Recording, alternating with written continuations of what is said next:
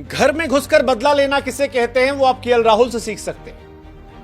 हालांकि केएल राहुल के बदले की कहानी घर में घुसकर बदला लेने से ज्यादा है, क्योंकि केएल राहुल का ही वो घर था जिस घर से उन्हें निकाला गया और फिर उस घर में जाकर बदला लिया।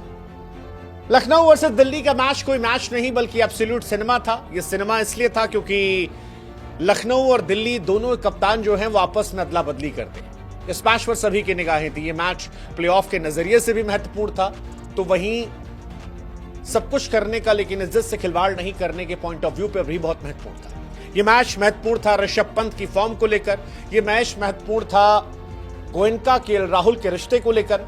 लेकिन जब प्रिंस यादव की गेंद पर केएल राहुल ने छक्का मारा तो वो छक्का कोई साधारण छक्का नहीं था, वो मैच जिताने वाला छक्का था, वो दिल्ली को प्लेऑफ के नजदीक ले जाने वाला छक्का था और वो केएल राहुल के रिवेंज का छक्का था। लखनऊ को दिल्ली ने आसानी से हरा दिया। 159 लखनऊ ने बनाए थे और दिल्ली ने उसे 17.5 ओवर में चेस कर लिया। लखनऊ की टीम ये मैच हारी। ऋषभ पंत का फ्लॉप शो जो था वो फिर रहा। केएल राहुल की क्लास जो है वो दिखाई पड़ी। मुकेश कुमार का कमाल जो था वो दिखा और इन सभी का नतीजा था कि लखनऊ प्लेऑफ से थोड़ी दूर है, दिल्ली थोड़ी करीब है, लेकिन इस मैच में लोगों की निगाहें जो है वो संजीव गोयनका पर है।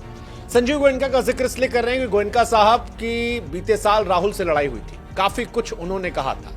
हालांकि गोयनका साहब का विकेट कीपर से कभी रिश्ता अच्छा नहीं रहा, चाहे वो महेंद्र सिंह धोनी हो, फिर केएल राहुल हो, और अब जिस तरह से ऋषभ पंत के साथ रिश्ते चल रहे हैं उसमें भी कहानी वही है। लेकिन तब राहुल खामोश थे, आज राहुल ने बदला लिया।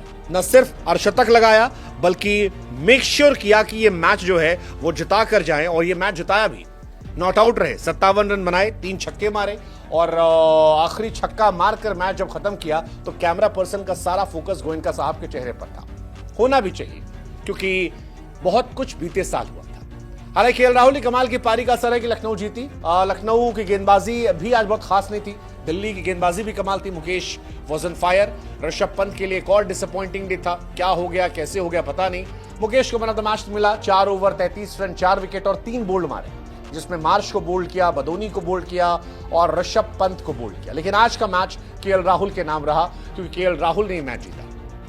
मैच जीतने के बाद केएल राहुल ने जब पीठ की तरफ अपने नाम पे इशारा किया तो लगा कि यार ये मैसेज है, वही मैसेज जैसे आरसीबी के घर में जाकर राहुल ने दिया था। और ये राहुल अलग है, ये वो पुराना राहुल नहीं है।